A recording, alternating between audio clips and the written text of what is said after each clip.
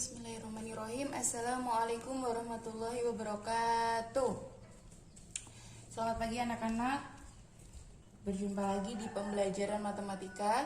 Oke, pada pagi hari ini kita akan melanjutkan materi yang kemarin.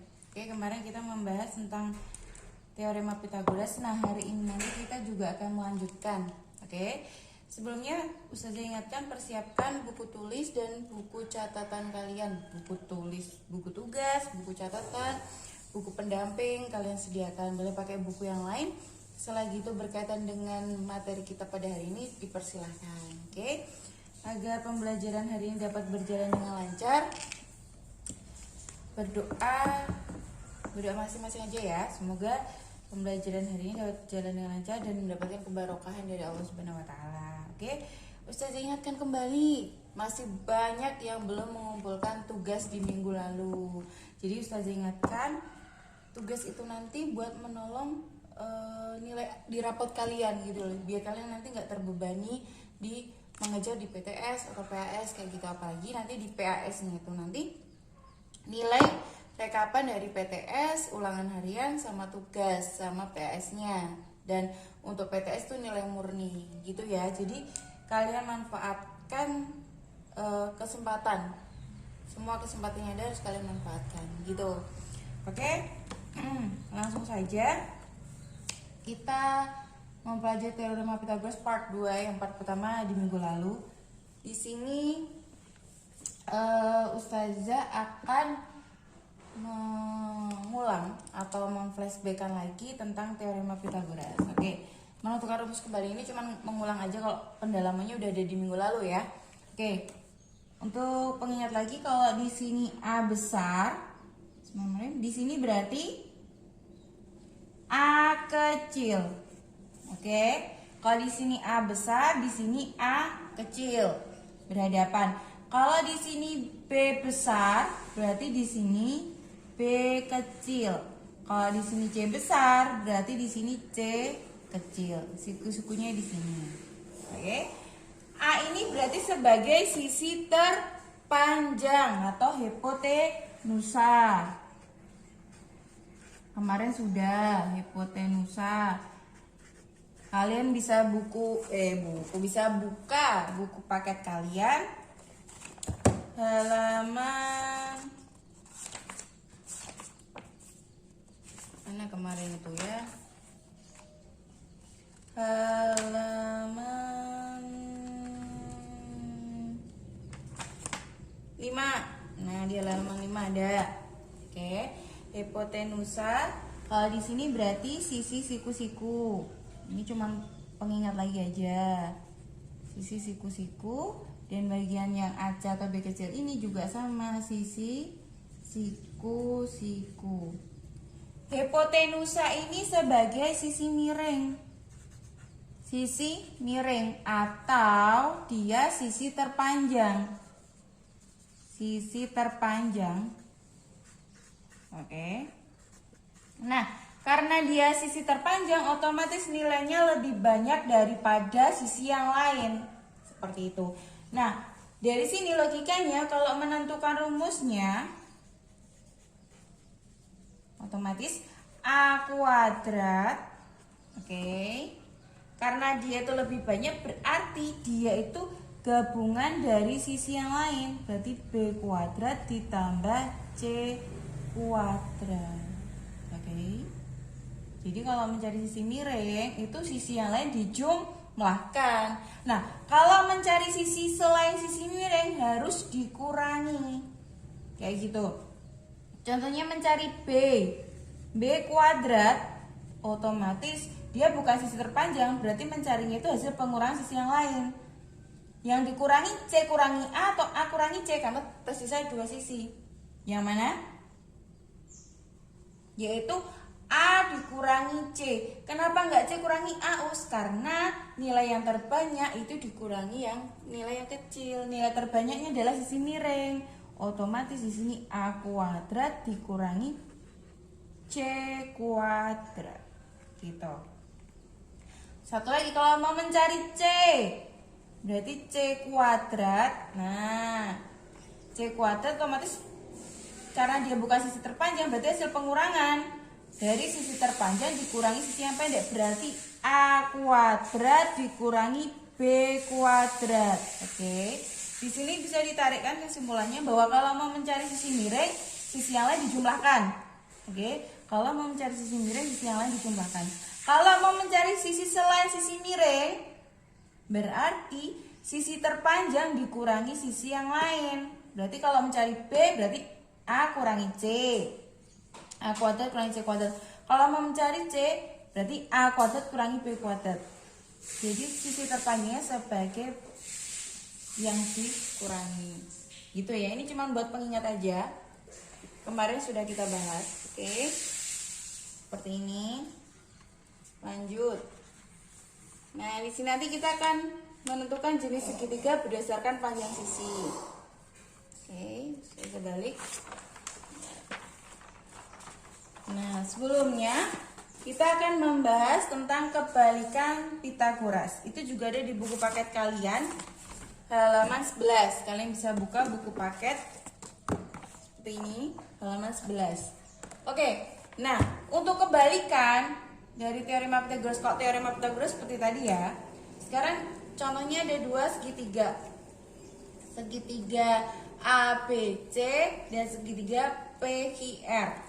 Nah, untuk yang di atas angka-angkanya sudah diketahui atau panjangnya sisi sudah diketahui.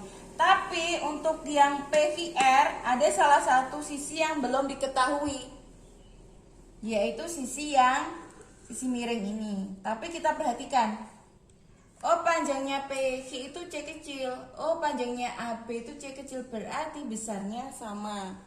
Kita misalkan seperti itu, berarti misalnya di sini 5, di sini juga 5. Misalnya di sini 4, sini juga 4, kayak gitu. Nah, sekarang AC itu nilainya B, PR nilainya juga B, berarti panjangnya sama. Nah, untuk BC itu nilainya A, untuk QR X ini artinya ditanyakan, berarti X ini belum diketahui nilainya berapa, kayak gitu ya. Nah, di sini kita sesuaikan sama yang di atas tadi. Oh, tadi C-nya nilainya sama, C sama C, B sama B. Otomatis X-nya ini nilainya sama dengan A atau beda? X ini sama dengan A atau berbeda? Bagaimana? Tentu jawabannya sama. Oke. Semisal ini saja kasih simbol, misal di sini 4. Angkanya 4, di sini 4. Di sini 3, di sini 3. Otomatis di sini misalnya 5. Oke. Ini bisa aja. Bisa aja. Otomatis X-nya ini bernilai 5 juga. Kenapa? Karena segitiga itu mesti kalau di sini 4, di sini 3 ditarik garis sama yang di sini 4, sini 3, di sini 5 akan bernilai sama. Nah, jadi intinya kalau teorema Pitagoras itu dia menentukan salah satu garisnya itu nilainya berapa. Tapi kalau kebalikan, nah kebalikannya itu berbeda. Kalau di sini 4, 3, 5 ini siku-siku. Nah, ini siku-siku ya. Kalau nggak percaya kita pakai rumus saja. Kita rumus misalnya ini 5, di sini 5. Kita cek aja dia itu siku-siku atau enggak gitu ya. Di sini mau contoh yang atas atau yang bawah sama aja. Atau misalnya di sini aja deh. Misalnya mencari X, berarti X kuadrat ini kita pakai teorema Pitagoras dulu. Karena X ini kan ditanyakan. X ini sebagai sisi miring. Berarti kalau dia sisi miring, itu cara mencarinya sisi yang lain dijumlahkan. Berarti di sini, ini misal aja ya. Berarti di sini 4 kuadrat ditambah 3 kuadrat. Dibelah-belah boleh. Misalnya mau 3 kuadrat ditambah 4 kuadrat diperbolehkan. 4 kali 4 16. 3 kali 3 9. 16 tambah 9 25. Berarti X-nya biar kuadratnya ini hilang berarti di akar. Akar dari 25 hasilnya 5. Sesuai kan? Berarti di sini 5, di sini juga 5. Bisa digunakan triple Pythagoras, berarti ini namanya segitiga siku-siku. Nah, perbedaannya seperti itu. Kalau triple dia mencari nilainya, kalau kebalikan dia tuh sudah diketahui angka-angkanya, dia tuh disuruh mencari dia siku-siku atau bukan, kayak gitu. Jadi kebalikannya di situ. Kalau misalnya nih, pertanyaannya apakah segitiga ABC itu siku-siku? Nah, karena di bawah tadi hasilnya ketemu dan ini menyatakan siku-siku, berarti atasnya juga siku-siku karena segitiga kedua segitiga ini adalah segitiga sebangun. Kongruen ya, karena nilainya sama. Ya, jadi karena sama berarti dia juga siku-siku. Oke. Sedikit aja kalau menentukan dia siku-siku atau enggak caranya gini. Nanti di selanjutnya akan saya bahas. Misalnya di sini ada 5, 4, 3 atau 3, 5, 4. Nah, cara mencarinya sisi terpanjang taruh di sini. Sisi terpanjangnya mana? 5. Berarti dia 5 kuadrat sama dengan sisi yang lain 3 kuadrat ditambah 4 kuadrat. Ini 5 kali 5 25. 3 kali 3 9. 4 kali 4 16. Berarti 25 ditambah sama dengan 9 tambah 16 25. Hasilnya sama enggak? Kalau hasilnya sama antara kanan dan kiri berarti dia siku-siku. Terbukti. Kayak gitu ya. Nah, jika A kuadrat ditambah B kuadrat tambah C kuadrat, maka segitiga ABC siku-siku di A. Jadi patokannya di sini. Berarti kalau di sini jika B kuadrat sama dengan A kuadrat ditambah C kuadrat, maka segitiga ABC siku-siku di B. Jadi patokannya yang di sini, nilai terbesar sini. Oke, berikutnya jika C kuadrat sama dengan A kuadrat ditambah B kuadrat, maka segitiga ABC siku-siku di C. Kenapa seperti itu, Us? Ya, karena yang menyatakan angka di sini itu angka terbesar, berarti dia adalah sisi miring. Sisi miring itu akan berhadapan dengan sudut siku-sikunya. Nah, contohnya tadi A kuadrat sama dengan B kuadrat tambah C kuadrat, otomatis A ini sebagai sisi miring di teorema Pythagoras. Nah, berarti kalau di sini sisi miringnya itu A, otomatis kalau di sini A kecil ya, berarti di sini A besar. Nah, yang kedua, B kuadrat sama dengan A kuadrat plus C kuadrat. Nah, berarti kalau B ini nilainya terbesar, berarti dia sebagai sisi miring. Kalau di sini B kecil, otomatis di sini sudutnya adalah B besar. Berarti siku-siku di B besar sini. Kalau C kuadrat sama dengan A kuadrat plus B kuadrat, maka segitiga ABC siku-siku di C. Misalnya di sini C kecil, berarti di sini C besar. Nah, siku-sikunya di sini. Kayak gitu ya, dipahami pelan-pelan.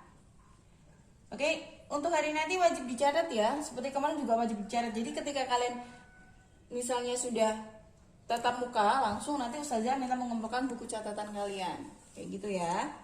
Sudah, bisa dilanjut. Jadi ini yaitu kalau teorema Pythagoras itu dia masih mencari sisi yang lain. Kalau kebalikannya itu sisinya sudah diketahui, tapi dia disuruh menentukan dia itu sisi siku-siku atau bukan. Terus dia tuh jenisnya apa, segitiga tumpul atau enggak, kayak gitu. Oke, kebalikannya udah paham ya. Lanjut. Nah, sekarang menentukan jenis segitiga. Ustazah mau nanya nih, dulu udah pernah Masya Allah waktu di SD. Segitiga, jenis segitiga tuh ada berapa? Oke, di sini ada 3 ya, yaitu siku-siku. Untuk di tipe Pythagoras itu ada siku-siku, tumpul sama lancip. Ustazah punya ada 2 gambar. Punya 2 gambar. Nah, yang merah ini, titik-titik merah ini sebagai siku-siku. Sebagai segitiga siku-siku, ini siku-siku. Nah, di antara kedua ini, yang biru kalian perhatikan biru atas sama biru bawah. Yang lancip yang atas atau yang bawah? Yang lancip, yang atas atau yang bawah? Kalian cermati gambarnya. Ya, jadi yang lancip adalah yang atas. Jadi namanya lancip. Kalau siku-siku, nah ini seperti ini ya siku-siku ya. Sudut, bentar. Ini lambang sudut. Sudut siku-siku itu besarnya 90 derajat. Nah, jadi siku-siku ini 90 derajat. Kalau dia lancip berarti dia kurang dari 90 derajat. Kan berarti dia kesini, berarti dia kurang. Nah, ini namanya segitiga lancip. Kalau yang bawah dia melampaui. Siku-sikunya di sini 90 derajat. Dia melampaui, berarti dia namanya tumpul. Gitu ya. Oke, Ustaz coba dulu. Kalau di sini A besar, berarti di sini A kecil. Karena ini sebagai bayangan, ini A aksen gini. Oke. Terus sekarang kalau di sini B besar, berarti di sini B kecil. Ini B aksen kecil yang berhadapan. Otomatis C-nya ini C besar, ini C kecil. Nah, karena ini juga sama bagian sana, berarti ini C kecil aksennya. Yang bawah juga gitu ya. Kalau di sini A besar, berarti di sini A kecil aksen. Karena dia yang titik-titik, di sini A kecil. Terus di sini C, berarti ini C kecil aksen, ini C. Kalau B, berarti di sini B kecil aksen, di sini B. Nah, siku-siku itu apabila jika besarnya A kuadrat itu hasilnya sama dengan B kuadrat ditambah C kuadrat, maka dia disebut, ada di buku paket, maka dia disebut segitiga siku-siku. Itu juga ada di halaman mana? 12. Nah, halaman 12 itu ada. Oke. Berarti di sini maka segitiga ABC dinamakan segitiga siku-siku. Kenapa? Nilainya sama. A kuadrat sama dengan B kuadrat tambah C kuadrat hasilnya sama. Berarti dia segitiga siku. Sekarang semisal yang gambar berikutnya, yang biru yang kedua. Nah, jika berarti di sini A kecilnya dia itu lebih kecil, berarti A kuadrat kurang dari B kuadrat ditambah C kuadrat, maka segitiga ABC disebut segitiga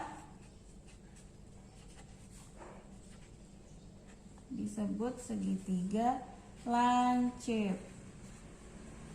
Gitu ya. Nah, yang kedua, dia melampaui siku-siku. Berarti dia lebih besar, angkanya lebih besar. Berarti jika A kuadrat lebih besar dari B kuadrat ditambah C kuadrat, maka segitiga ABC disebut segitiga, bawahnya sini boleh, ini aja, tumpul. Nah, ingat jangan sampai ketukar ya. Maksudnya lambang ini, nah kalian tarik garis ke sini, ini kan bentuknya K. Nah, kalau Ustazah dulu nalarnya kayak gitu, K berarti dia kecil, berarti kurang dari. Kalau bentuknya kayak gini, diambil garis gini, dia membentuk huruf B, berarti dia besar, berarti lebih besar dari kayak gitu. Jadi nggak boleh ketukar antara yang atas sama yang bawah. Jadi tarik garis bagian sininya aja. Oh, di sini bentuk huruf K, berarti dia kecil atau kurang dari. Kalau tarik garis sini, oh ini bentuknya hurufnya B, berarti besar, berarti lebih dari kayak gitu. Bisa kalian catat, kalian post dan kalian catat di buku catatan kalian ya.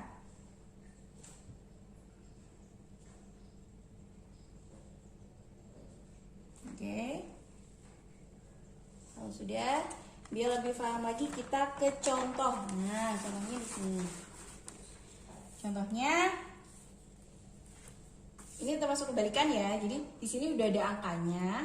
disuruh menentukan kayak gitu. Soalnya apakah segitiga di atas merupakan segitiga siku-siku. Nah, cara ngerjainnya kayak tadi Ustazah sempat contohin. Kita lihat antara 9, 15 sama 12. Di antara ketiga ini nilainya paling besar yang mana? 15. Nah, 15-nya taruh di sini. 15 kuadrat sama dengan sisi yang lain dijumlahkan, terserah dibelah balik boleh. 12 kuadrat ditambah 9 kuadrat. Kalau mau 9 kuadrat ditambah 12 boleh. 15 kali 15 berapa? Ayo. 15 kali 15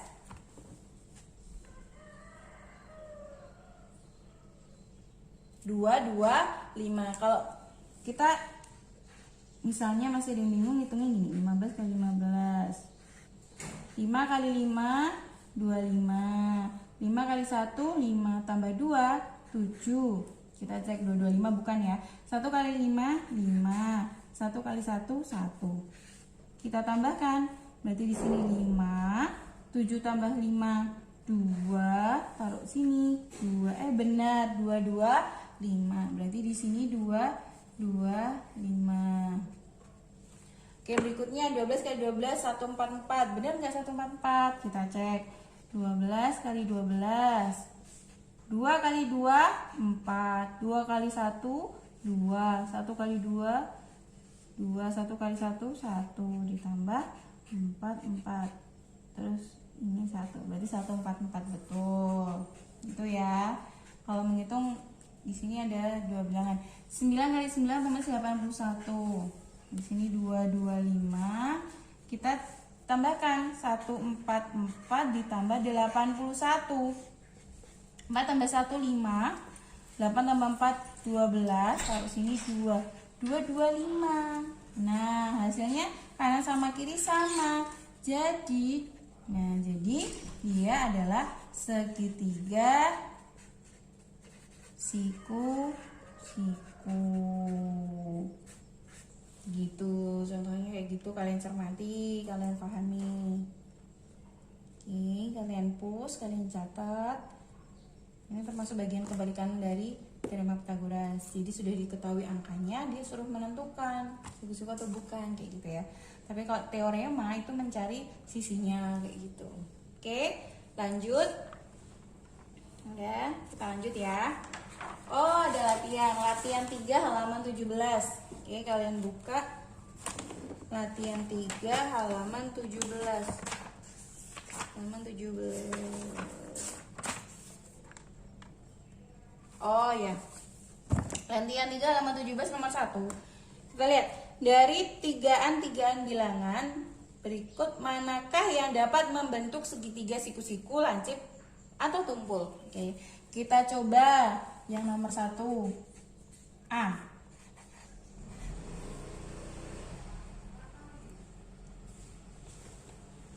Oke. Kita coba nomor 1A. Di situ ada 9 6 11. Nah, ada 9 6 11. Di sini kita menentukan dia membentuk segitiga apa kayak gitu ya. Dari ketiga ini kita lihat angkanya yang paling besar yang mana? Angka 11. Berarti 11 taruh di sini. 11 kuadrat sama dengan sisi yang lain ditambahkan. Oke. 11 kali 11 adalah 121. Kalau 9 kali 9 81. 6 kali 6 36. Oke. Sini 121 sama dengan 81 ditambah 36 berapa? Ayo, 81 tambah 36.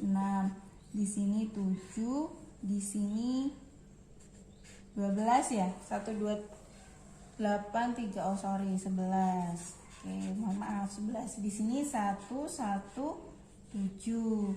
Nah, 121 sama 117 kan angkanya beda. Kita lihat 121 itu lebih besar atau lebih kecil dari 117. Berarti 121 lebih besar. Berarti tandanya seperti ini, membentuk huruf B, lebih besar. Jadi kalau lebih besar, ini merupakan segitiga tumpul karena dia lebih besar gitu ya, segitiga tumpul. Berikutnya yang B, kita coba 3 nomor 7, 10, 12. 7, 10, 12. Nah, dari ketiga ini cara mengerjakannya 7, 10 sama 12 yang paling besar yang mana? 12. Ya, otomatis 12-nya taruh sini. 12 kuadrat sama dengan 10 kuadrat boleh dibolak-balik ditambah 7 kuadrat. 12 kali 12 tadi udah 144. 10 kali 10 100. 7 kali 7 49. Oke. Nah, di sini 144, 100 tambah 49 berarti 149.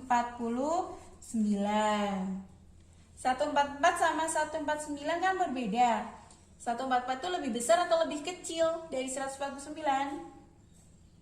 Lebih kecil, tandanya seperti ini. K lebih kecil. Jadi dia merupakan segitiga lancip. Gitu ya. Oke, terakhir yang C. Kita coba yang C deh. Kalian lihat buku paket. Nilainya 12, 16, 20. Oke, nilai yang terbesar yang mana? 20. Berarti di sini 20 kuadrat sama dengan 12 kuadrat ditambah 16 kuadrat. Oke, 20 kali 20 400.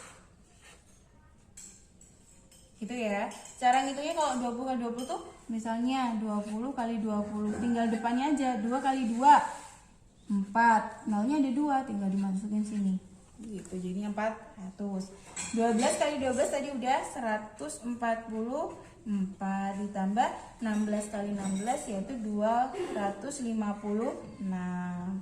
Oke, di sini 400 kita jumlahkan.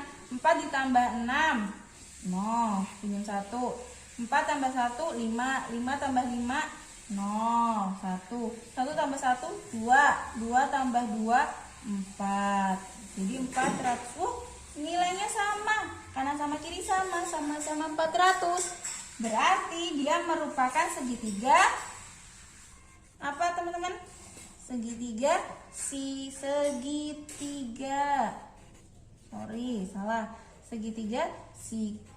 siku karena nilainya sama. Bisa ya ngitungnya tadi ya, 144 tambah 256. Nih, tinggal ditambah 0 taruh 1, 0 taruh 1, 1 2 3 4 400 gitu. Karena nilainya sama berarti dia segitiga siku-siku. Kita bisa menentukan, oh kalau lebih besar berarti dia segitiga tumpul. Caranya ya, ingat nilai yang paling besar kalau bagian sini. Oh ini lebih kecil berarti segitiga lancip. Oh nilainya sama berarti dia segitiga siku. Harus kalian tulis di buku catatan ya ini. Bisa kalian pause dulu pemilihannya. Sudah? Oke. Sudah ya. Oh ini termasuk di kebalikan Pitagoras, teorema Pitagoras. Nah, once again, kita pelajari triple Pitagoras. Nah, triple artinya tigaan. Nah, triple atau tigaan Pitagoras adalah 3 bilangan asli yang tepat untuk menyatakan panjang sisi-sisi suatu segitiga siku-siku. And then triple itu hanya untuk yang siku-siku. Kalau misalnya nanti hasilnya nggak sama hasilnya, bukan siku-siku, berarti dia bukan triple Pitagoras. Contoh, saya kasih contoh example nomor 1. Ada nih di buku paket kalian untuk triple Pitagoras, insya Allah halaman 14. Kalian bisa buka di halaman 14. Misal nih, ada angka berapa nih? 6, 8, 10. Angka yang paling besar yang mana? 10. 10 taruh sini. 10 kuadrat sama dengan 6 kuadrat ditambah 8 kuadrat. Cara ngerjain seperti ini. 10 kali 10 100. 6 kali 6 36. 8 kali 8 64. Di sini 100 lagi. 36 tambah 64. Berapa hasilnya? 36 ditambah 64. 6 tambah 4 10. Taruh 1. 1 tambah 3 4 tambah 6 100. Wah, nilainya sama-sama 100. Berarti dia siku-siku. Otomatis ini termasuk triple Pythagoras. Nih, kalau tadi kita menentukan jenisnya.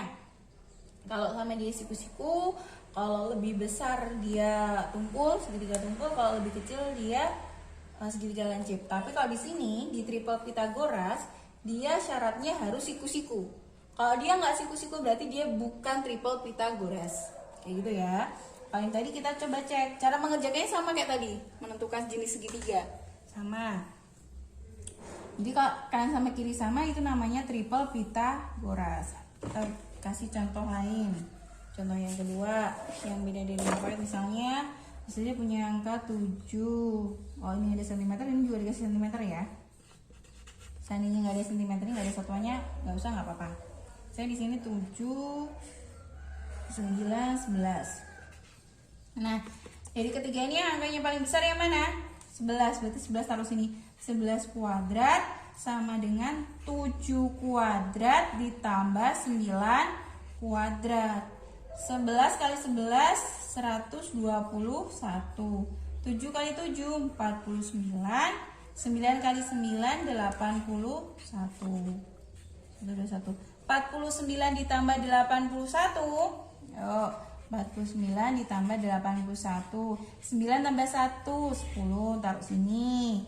1 tambah 4 5 tambah 8 13. Berarti di sini 130. Hasilnya sama apa beda? Oh, beda, dikasih tanda kayak gini. Beda, tidak sama. Ini bacanya tidak sama ya. Jadi taruh sini ya. Jadi bukan triple Pythagoras. Oke, jadi bukan triple Pythagoras. Nah, kalian bisa catat contohnya. Jadi gitu ya. Oke, jadi kesimpulannya untuk rumus teorema Pythagoras tadi, dia tahu kan siku-sikunya di mana. Kalau misalnya sisi miringnya itu sebagai siku-sikunya, berarti hadapnya itu sebagai sudut siku-sikunya. Jadi kalau triple Pythagoras itu mencari salah satu sisinya, itu hasilnya berapa. Tapi kalau kebalikan, dia sudah ada angkanya, tapi dia suruh mencari. Mungkin bisa saja jenisnya, mungkin dia siku-siku atau bukan, seperti itu. Nah, kalau untuk jenis segitiga, kalau kanan sama kiri nilainya sama, itu berarti segitiga siku-siku.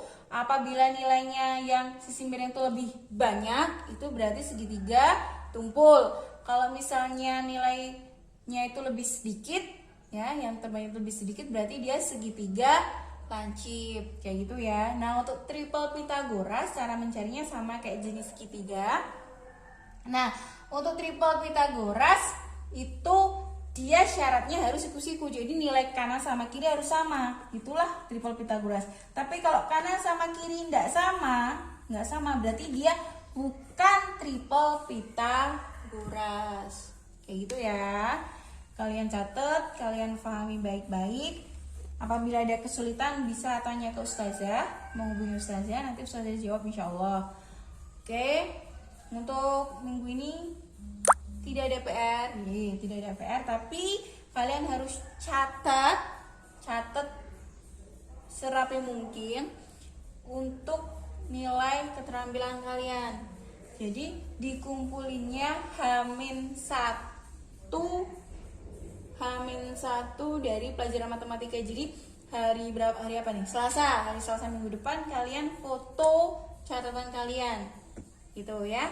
Jangan lupa tanda tangannya juga, kayak gitu. Oke, cukup sekian yang bisa Ustazah sampaikan. Mohon maaf bila ada kurang lebihnya. Kelebihan milik Allah Subhanahu wa Ta'ala dan kurang milik Ustazah. Intinya terus semangat dan juga kesehatan gitu ya. Hal yang baik akan berasal dari pikiran yang baik juga. Terus jaga semangat kalian, oke? Kalian pasti bisa. Oke, cukup sekian yang bisa saya sampaikan. Billahi taufiq wal hidayah. Wassalamualaikum warahmatullahi wabarakatuh.